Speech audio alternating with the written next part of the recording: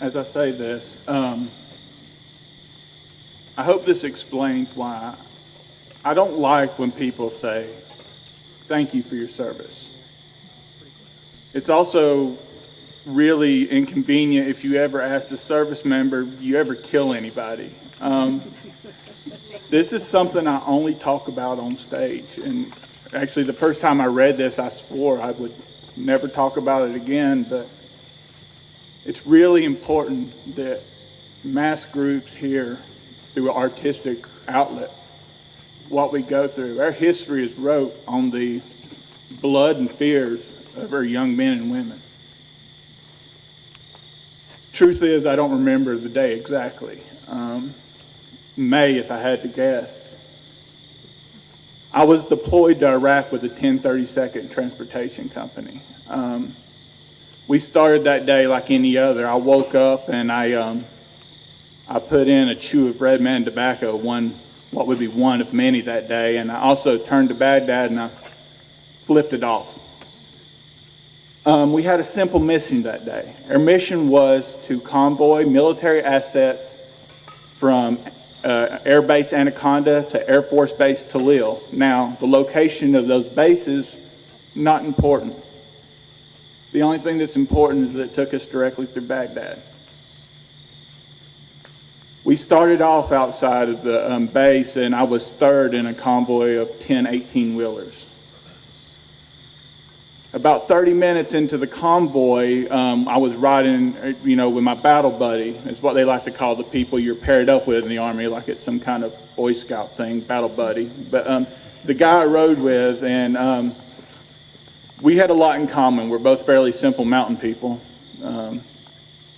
And he was from Cumberland Gap, Virginia. Now, we both had our vices over there. Mine was bourbon and tobacco. His was pot.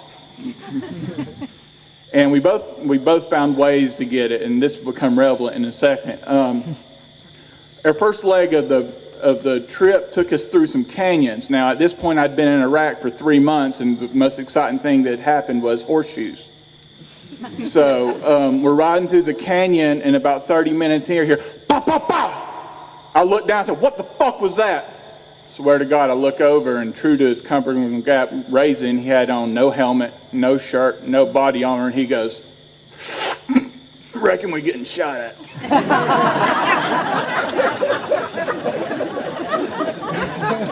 It's true. After that, we rode through some farmlands. Now, nothing happened in these farmlands. The only thing I can say is they were beautiful. I mean, you could smell the tomatoes growing. They remind me a lot of East Tennessee.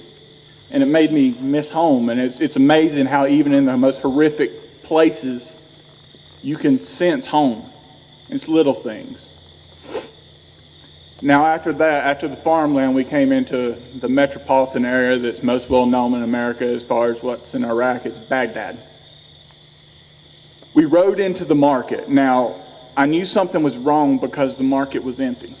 Now, it was early in the morning. See, over there in the morning, they do their business. Also in the late afternoon, because of extreme heat, they have to get it done early, and it was empty. So, like always, when we go into a city, I like to introduce the locals to some of my favorite music, which is not even locked here in the States. I had a 80s CDs mixed compilation, and I put it in my boombox. Now, I started singing along, which honestly, to this day, I believe is why they decided to attack. Janie's on a vacation so far away. Come around and talk it. Boom! The 18-wheeler that was in front of me was now mangled and on its side. At this point, I jumped out. I had to. Now, my battle buddy told me to drive, but my instinct was to jump out, and immediately I saw 2 bodies laying on the ground. It was the occupants of the vehicle. Now, my training and my Appalachian medical expertise told me that I had to decide who was going to live, if either. So I ran over and I saw Johnson. He had a face full of glass, and he was bleeding profusely, and there was broken bones, but he would live. I went over to Michael's, and I'm no expert, but the fact is he wasn't moving. He had blood pooling at his back. So I decided to help the latter. And while I'm doing this, all I can think about is, why is nobody out here with me? And will somebody please fucking turn off the outfield? And that's when it happened. As I'm leaning over the bodies to try to drag them, I see it.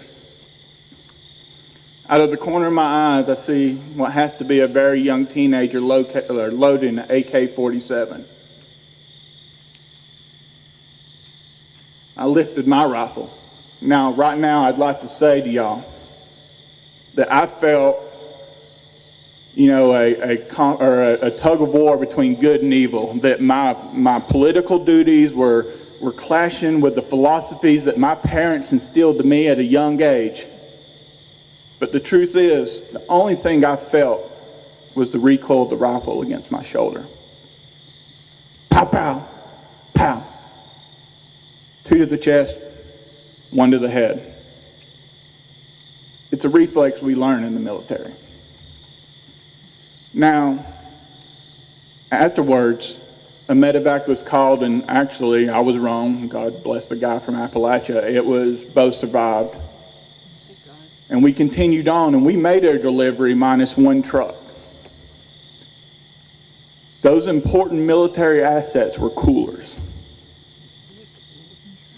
Now, I say this not looking for pity. I don't tell this story. I tell it because you need to know, and you need to feel the emotion. Whatever your emotion you're feeling right now, let it be true. I think some of y'all may want to hug me. I think some of y'all should feel a little sick about the things I'm saying up here. I killed somebody. But anybody in this audience who think I got off scot-free, know this.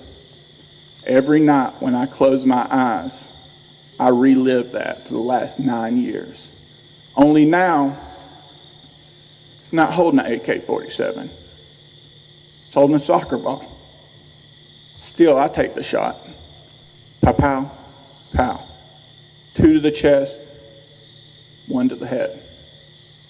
But don't worry about me. I came home, I got an education on the government's dime. I'm doing fine.